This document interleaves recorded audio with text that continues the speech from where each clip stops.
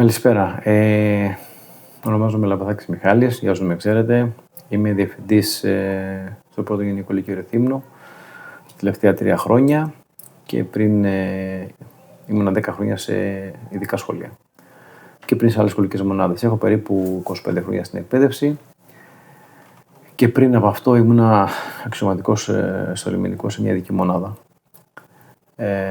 Πριν μεταπηδήσω σαν καθηγητής φυσικής αγωγής στην δημόσια εκπαίδευση. Όταν έκανα αυτή τη μετάβαση από ένα σώμα ασφαλείας στην εκπαίδευση, το έκανα γιατί πίστευα βαθύτατα ότι ένας δάσκαλος μπορεί να προλάβει πολύ περισσότερα από ό,τι θα προλάβει κάποιος που είναι σε ένα σώμα ασφαλείας. Δηλαδή, όταν εγώ είχα ένα περιστατικό με ναρκωτικά ή μια παραβατική συμπεριφορά, γινόταν μια διαχείριση, αλλά σκεφτόμουν ότι αυτός που είχα πιάσει ήρθε στα χέρια μου γιατί είχε αποτύχει το εκπαιδευτικό σύστημα, είχε αποτύχει η παιδεία. Δεν είχε την παιδεία να προλάβει να προφυλάξει τον εαυτό του. Άρα θεωρώ ότι το κομμάτι της παιδείας, γενικά του σχολείου, είναι πολύ σημαντικό για να προλάβουμε όλα τα κοινωνικά στραβά. Αυτό το πίστευα τότε και το πιστεύω και τώρα. Φτάνω λοιπόν στο τώρα. Συνειδητοποιώ μετά από 3 χρόνια στο Λύκειο ότι αυτό το μοντέλο που έχουμε, που είναι σχεδόν το ίδιο με αυτό που είχα εγώ μαθητής, είναι εντελώς αποτυχημένο. Δεν ξέρω πραγματικά τι περιμένουμε για να υπάρξει μία αλλαγή. Δηλαδή, το Λύκειο είναι σε βαθύτατη κρίση, δεν εξυπηρετεί το σκοπό του, τον εκπαιδευτικό του σκοπό, έχει γίνει ένα κέντρο εξετάσεων, επικρατεί μια ιστερία με το που μπαίνει στο Λύκειο για την τελική πορεία των πανελλαδικών, για αυτό το Άγιο Δισκοπότηρο, με αποτέλεσμα οτιδήποτε άλλο έχει να κάνει με κοινωνικές δεξιότητες, ανάπτυξη χαρακτήρα, προσωπικότητες κλπ. Να πηγαίνει στο περιθώριο και όλοι να εστιάζουν στο πώς απλά θα περάσω στο πανεπιστήμιο ή όπου, εν πάση περιπτώσει, θέλουν να περάσουν. Αυτό δημιουργεί ένα τεράστιο πρόβλημα στο σχολείο. Οι δείκτες είναι πάρα πολύ αρνητικοί πλέον. Δηλαδή, έχουμε καθηγητές που δεν επιλέγουν το επάγγελμα και το βλέπουμε ειδικά τώρα τελευταία. Πάρα πολλές παραιτήσεις, ούτε καν εκδήλωση ενδιαφέροντος για να αναλάβουν να εκτελέσουν αυτό το λειτουργήμα, να το πούμε έτσι. Ελάχιστοι θέλουν να αναλάβουν διευθυντές σε σχολικές μονάδες από νηπιαγωγεία μέχρι και λύκεια. Οι δείκτες ψυχικής υγείας των μαθητών είναι τραγικοί. Δηλαδή, έχουμε περισσότερη κατάθλιψη τώρα σαν στην νεολαία από ό,τι είχαμε, ας πούμε, μετά τον εμφύλιο. Οι δείκτες υγείας, σωματικής κτλ. Τα ίδια χάλια. Μαθησικοί δείκτες, μαθησιακοί, το ίδιο. Λοιπόν, δεν θέλει πάρα πολύ μυαλό να καταλάβει κανείς ότι αυτό πλέον το σύστημα δεν λειτουργεί. Ας κάνουμε λοιπόν μια στροφή, δεν ξέρω τι θα φέρει το Εθνικό Πολιτήριο, αλλά με κάποιο τρόπο πρέπει να δημιουργήσουμε συνθήκες που να ταιριάζουν στο μέλλον. Έχουμε το AI που έρχεται, μαθαίνεις τα πάντα από παντού, όρεξη να έχεις να μαθαίνεις, να το πω απλά. Θέλουμε μια άλλη προσαρμογή, θέλουμε μια στροφή, να φύγουμε από το κέντρο των εξετάσεων και να πάμε στο πώς θα δημιουργήσουμε πολίτες ενεργούς, σκεπτόμενους, υγιείς, ψυχοσωματικά, για να μπορέσουν να έχουν μια προσαρμοστικότητα σε αυτό που έρχεται.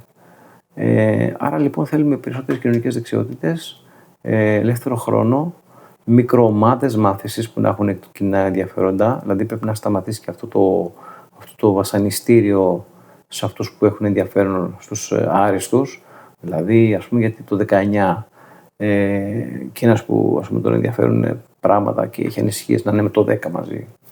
Ας είναι χωριστά, δηλαδή δεν γίνεται να πηγαίνει αυτό, δεν είναι ομάδα. Δηλαδή, ποια επιχείρηση θα λειτουργούσε, ποιος φορέας θα λειτουργούσε με αυτές τις συνθήκες. Δηλαδή, να πας να κάνεις μία δουλειά και να λες θα έχω μαζί ένα καλό και ένα που δεν είναι καλός και θα περιμένω τα ίδια αποτελέσματα. Με το έτσι θέλω. Δεν γίνεται αυτό. Δώσε ευκαιρίες όλους να εξελιχθούν, αλλά μη σαμποτάρεις τουλάχιστον για αυτούς που τρέχουν μπροστά. Ο ένας έχει τέτοιες δυνατότητες, ο άλλος έχει κάποιες άλλες δυνατότητες. Ωραία. Ξεχώρισέ τους. Δώσ' τους ευκαιρίες. Δώσ' τους βήμα να κάνουν άλλα πράγματα. Πρέπει να αλλάξει και αυτό. Λοιπόν, το είμαι 12 χρόνια στο σχολείο και αξιολογούμε σε 12 ώρες έχει πεθάνει. Είναι τραγικό. Δώστε στο Λύκειο, στα 3 χρόνια που είναι κάποιος μαθητής εκεί, να μπορεί ο άλλος να παίρνει από αυτά τα 3 χρόνια αυτό το πολιτήριο, αν έχει κάποια ξέρω το πολιτήριο, να παίρνει κάποια ποσόστοση έστω στην εισαγωγή στο πανεπιστήμιο, σε κάποια σχολή, για να μπορεί, ας πούμε, να εστιάσει και στο κομμάτι των υπολείπων μαθηματών. Είναι τραγικό αυτό που σημαίνει.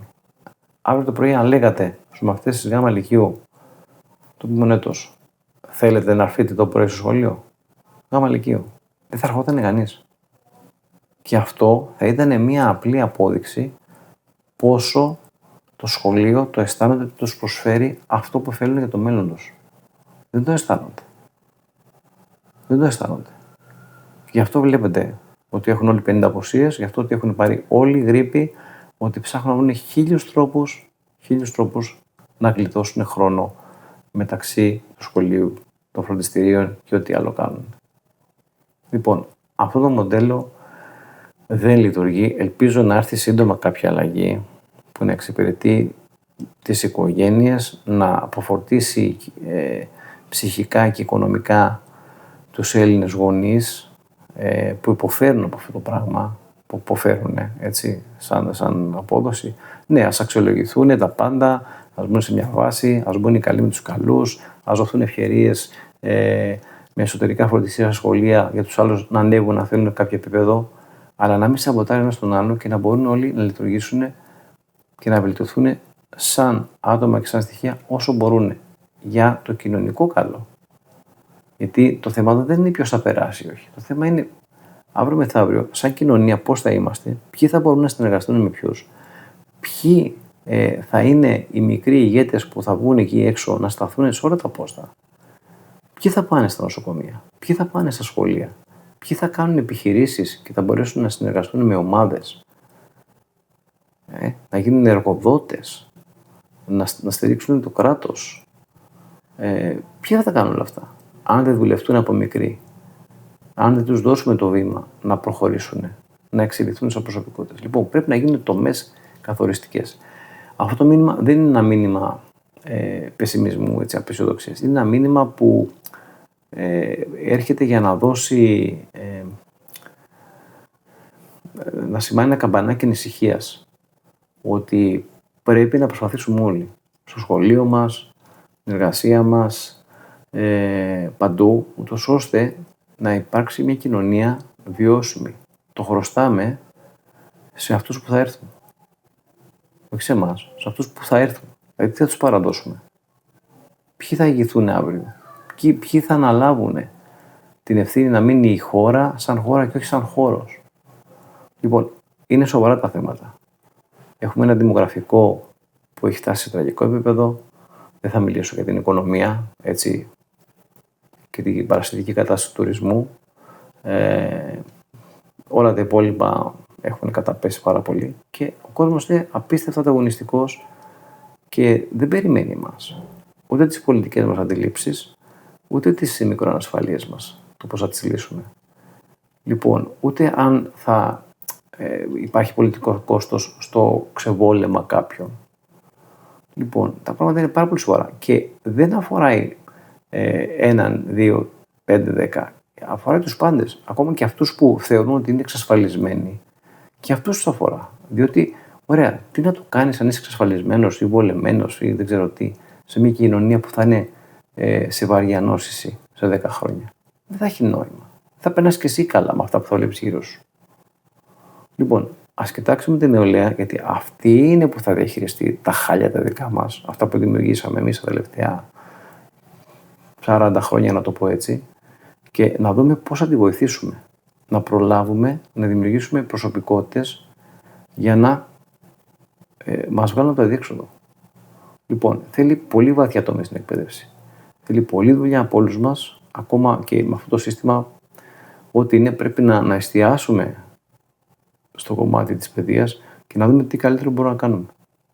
Λοιπόν, μη σταματάτε ποτέ να προσπαθείτε, να αγωνίζεστε. Υπάρχουν άπειρες ευκαιρίες να σπουδάσετε, να δουλέψετε, να κάνετε φοβερά πράγματα, αρκεί να πιστεύετε στον εαυτό σας.